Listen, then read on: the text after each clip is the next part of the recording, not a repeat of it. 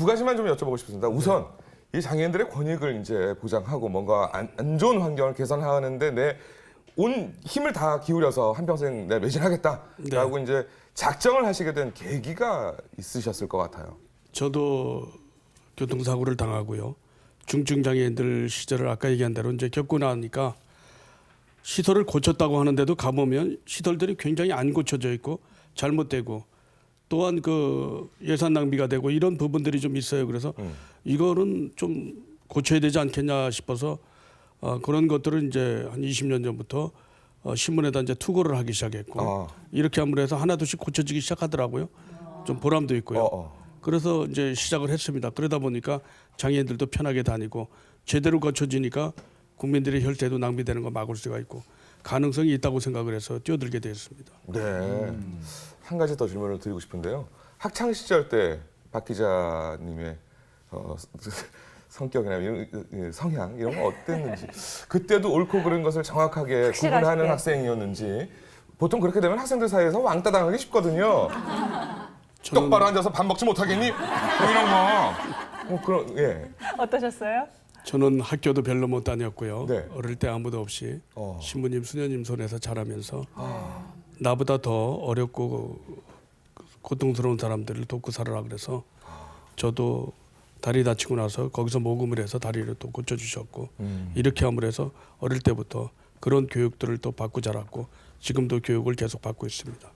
그럼 어려서 또 수도원에서 생활을 하신 건가요? 네, 뭐 은평에 이제 그 천사원이라고 하는 은평 소년의 집이죠, 아동보호소. 네. 그쪽에서 이제 자랐고요. 네. 그러면서 스님들을 만남으로 해서 또 사랑을 느끼게 됐고, 그래서 이제 자라게 됐죠. 네. 이렇게 진심을 담아서 쓰는 기사이기 때문에 더욱더 강력한 힘을 발휘하고 있지 않나 이런 생각이 드는데요. 네. 박종태 씨의 보석 상자 안에는 어떤 보석들이 숨어 있을지 먼저 열어주시죠. 네. 자, 첫 번째 보석 상자. 네. 요게 공개합니다. 라이터입니다, 라이터. 라이터? 네. 좀 이렇게 이상한 생각이 안 듭니까? 좀 과격한 느낌이 안 들어요? 좀 그렇죠. 근데 아무래도 이제 불이 나오는 라이터인데 네. 어떠한 사건과 연관이 있다고 그럽니다. 저 라이터가 왜 보석이 되는 거죠, 지금? 어떤 사건이었나요? 아마 그게 1983년도에 경기도 안산에 장애인들 복지관을 건립을 하게끔 돼 있는데 그쪽에 건립이 안 돼 있고 또한 시의원들이 반대하고 주민들은 뭐 반대할 분들이 없고 그런데 그걸 반대를 했어요. 그래서 제가 잘못 생각을 하고 시의회에다가 방화 불을 질리게 됐죠. 근데 다행스럽게 하늘이 도와서 그런지 타지도 않고 온전하게 이제 보존이 돼 있는 상태입니다만은 그때 생각이 좀 잘못됐다고 생각했죠. 과격한 것이 일을 해결하는데 도움이 안 된다고 생각을 해서 그 계기를 통해서 제 자신이 많이 변화가 됐고 문제점들도 인식하는 것이 오히려 바라보는 동기가 새로워졌습니다.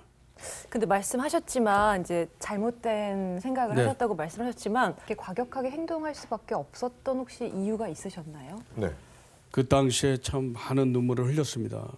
아니 시민들도 원하고 이런 것들이 장애인들에 대한 복지관은 정말 필요에 의해서 장애인들의 재활이라든가 이런 것들을 위해서 장애인들 시설은 지어줘야 되는데 네. 좀 시의원들이 다른 곳으로 옮겨서 해야 되겠다 하고 반대를 하시는 모양을 보면서 저는 장애인들이라 그래서 무조건 그 한적하고 외진 곳으로다가 옮긴다는 자체는 잘못됐습니다. 네. 사람들하고 부딪히면서 더불어 함께 생활하는 것이 도움이 되는 것이지 오히려 장애인들을 갖다가 무슨 혐오 시설처럼 외진 곳으로 옮겨가지고 그렇게 시설을 한다는 자체는 좀 잘못됐다고 생각을 합니다.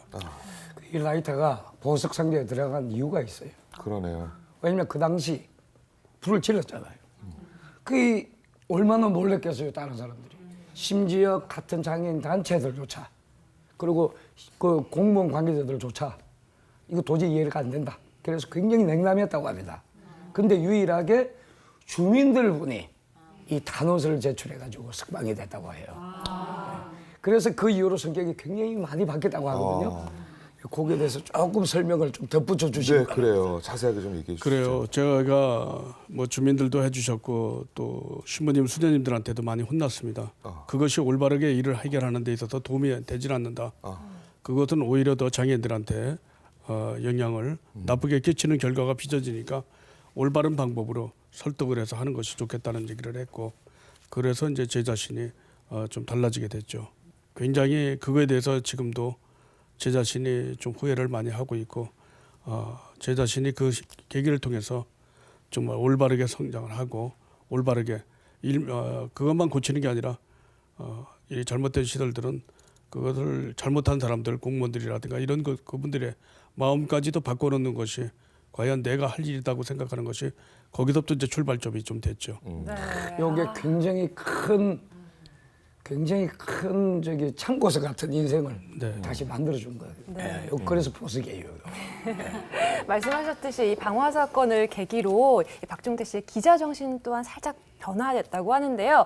기자 활동을 하는 데 있어서 가장 또 큰 힘이 되어주시는 분이 계시다고 합니다. 네. 그분을 모셔볼까 하는데요. 에이블 뉴스의 백종환 대표님 자리로 모시겠습니다. 네, 어서 나오세요. 어서 나오세요.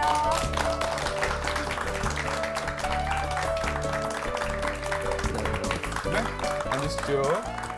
반갑습니다. 네, 반갑습니다. 반갑습니다. 직접 좀 소개를 부탁드릴까요? 네, 저는 인터넷 장애인신문 에이블 뉴스의 백종환 대표입니다.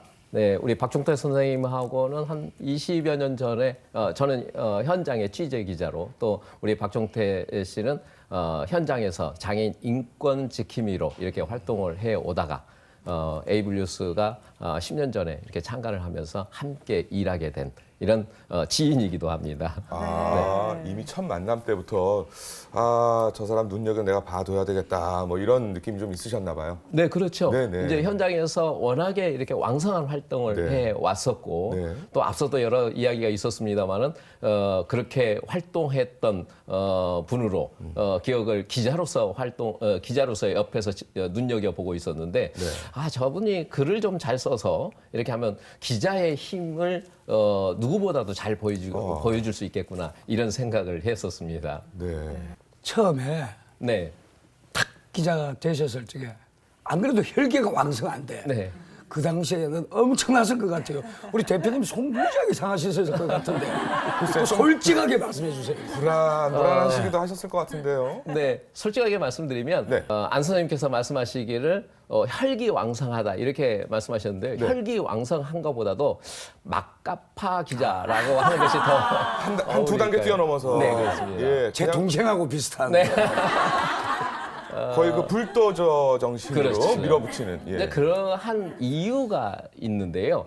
가령 우리 어머님들 나와 계십니다만은 어머님의 자녀들이 힘 있는 청년이라든가 힘 있는 이런 그 깍두기 형님들한테 맞고 계시다. 또 부모님이 일방적으로 힘 있는 사람한테 맞고 있다라고 한다면 어떻게 하실 것 같아요? 달려들어서 싸우겠지요. 네, 그러지 않겠습니까? 그럼요. 우리 이제 박종태 우리 기자께서는 장애인 당사자이기도 하니까 장애인 문제는 본인의 문제이고 또 가족의 문제이고 내 부모의 문제였거든요. 네. 그러다 보니까 힘 있는 어떤 힘에 의해서 장애인 문제가 해결되지 못하면 그에 대한 분함이 내 부모님이 맞는 것처럼 내 자녀가 힘 있는 사람한테 맞는 것처럼 이 분함이 있었던 거였죠. 그래서 그 분함을 해결을 스스로 자제하지 못하고 내 부모가 맞는가, 내 자녀가 맞는다라는 심정 때문에 그렇게 과격한 행동을 했던 것으로 풀이됩니다. 그렇습니다. 그래서 방화 사건도 있었고요. 예. 그 20년 동안 함께 하시면서 초창기 때 뭐 열혈 그리고 굉장히 이게 혈기왕성하게 활동을 하셨을 텐데 네. 지금 이제 시간이 지났단 말이에요. 지금 이제 기자 활동하시는 거 보시면 어떻게 좀 많이 달라지셨나요? 앞서도 이제 그림을 통해서 화면을 통해서 지켜봤습니다만은 지금은 하나의 대안을 가지고 있는 전문 기자로서 이제 거듭났다고 표현을 해도 될 듯 싶습니다. 네. 그래서 전문가들이 또는 현장에서 일하는 담당 공무원들이라든가 또 활동가들이 잘 알지 못해서 못하는 것들이 사실은 많이 있습니다. 근데 이제는 취재만 하는 것이 아니라 그 취재해서 그 문제에 대한 해결점까지 찾아가는, 그래서 대안을 제시하는 이런 전문 기자로 거듭났다, 이렇게 말씀을 드릴 수가 있겠습니다. 우리 대표님께서는 물건 같은 거 파시면 아주 잘 파실 것 같아요. 아니 말에 설득력, 힘이 있으셔서 뭐 이렇게 이동훈 씨. 예. 대표는 아무나 되는 거 아니에요? 그러니까. 아니 근데 두 분이 사실은 이제 말하자면 네. 동지 아니겠습니까? 그렇죠. 뜻을 같이 한 동지신데 그 대표님께서는 이제 우리 박 기자님에 대한 이야기를 많이 해주셨고 또 박 기자께서 대표님에게 또 뭐 이렇게 하시고 싶은 이야기도 있으실 것 같습니다. 일을 하시다 보면 의견 충돌도 적잖이 있을 것 같고요. 네, 근데 저는 참 대표님을 많이 존경을 하고요. 네, 제가 많은 것들에 대해서 이렇게 취재를 하거나 이러면 그거에 대해서 전혀 뭐 문제나 이런 것들 삼지 않습니다. 많은 데서도 아마 압력이 들어올 것이고 문제를 네. 제기하는데도 불구하고 하나도 내색을 안 하십니다. 그거에 대해서 저도 알고 있고 굉장히 고맙게 생각을 합니다. 정말 멋진 기자 아닙니까? 움츠러들지 않고 그냥 앞만 향해서 앞으로 뛰어나가는. 네. 근데 그렇게 뛰면서도 알아주지도 않는 상태에서 정말 많은 것들을 이뤄냈거든요. 그 점에 대해서 우리 대표님께서 우리 박종택 기자님에 대해서 좀 이렇게 조금만 설명을 좀 덧붙여 주세요. 네. 장애인 문제에 대한 여러 가지 사안들을 정말 많은 것을 고쳤어요. 그 일일이 나열하기는 정말 어렵습니다만은 그 외에도 그러니까 이제 정책을 위반하는 국회의원들이라든가 정부 당국 정부의 관계자들이 우리 박종택 기자가 직접 작성했던 기사를 가지고 정책 위반하는 골격을 만듭니다. 즉 제도를 만들고 법안을 만드는데 기본 골격을 만들어서 새롭게 우리 장애인들이 이제 쉽게 편안하게 살아갈 수 있도록 하고 있죠. 그래서 요즘은 이제 유행어처럼 유니버설 디자인, 모두가 편한, 장애인이 편안하면 모두가 편안한.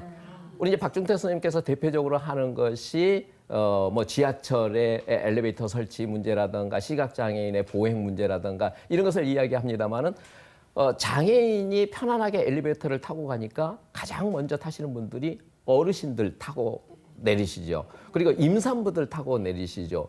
장애인이 편하면 정말 세상이 편한 세상이 편한, 우리 사회가 편한 이런 일을 스스로 해결해내고 있다는 점, 이런 것을 좀 자랑하고 싶습니다.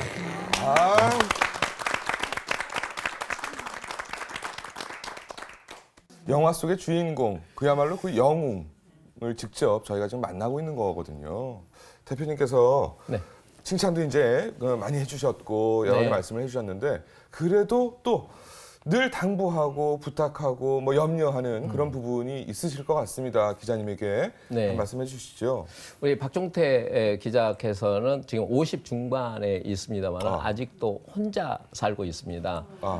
어려서 이제 고아로 자라서 네. 이렇게 수녀원에서 시설에서 이렇게 생활을 했고 지금까지도 혼자 살고 있어서 간혹 물어봐요. 왜 결혼을 안 하십니까? 네네. 저보다도 훨씬 미남이니까 배우자도 훨씬 이렇게 잘 이렇게 구하시고 그러실 것 같은데도 불구하고 결혼을 안 하시 왜 안 하십니까? 물어보면 내가 가정 생활에 충실하면 이 장애인 문제에 대해서 소홀해 줄 수밖에 없다. 그러니 네, 한 가지 사안에 우리 장애인 문제에 중점적으로 일을 하고 싶다. 그래서 결혼을 하지 않는다. 이렇게 이야기를 하는데 제가 좀 당부하고 싶은 것은 이제는 개인적으로 좀 결혼도 하시면서 자기 자신의 행복도 좀 갖고 나갔으면 하는 이런 바람도 하고 당부도 하고 그렇습니다. 어머님들 중매 한번 서보시죠. 네. 네. 오늘 귀한 시간 내주신 백종원 대표님 다시 한번 감사드립니다. 고맙습니다. 고맙습니다.